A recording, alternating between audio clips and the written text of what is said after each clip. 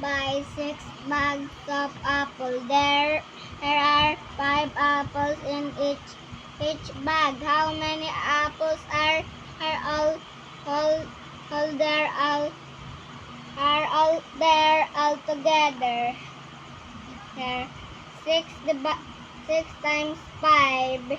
5 yun. 6 times 5 equals 5, 10, and 15, 20, 25, 30.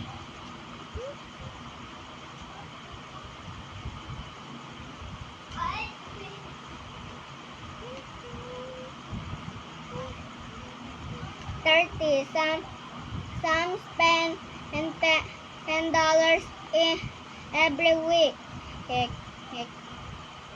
How much does he spend in 8 weeks? 10 times 8 equals 10, 20, 10, 20, 30, 40, 50, 60, 70, 80.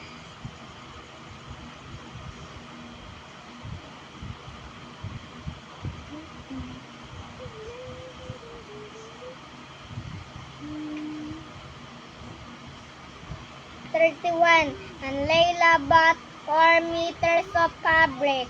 Each meter cost $7. How much did Layla spend altogether?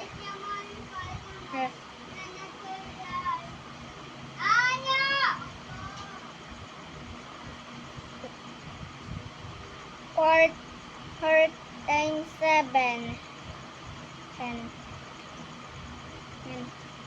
4, 7, and 14, 21, 28.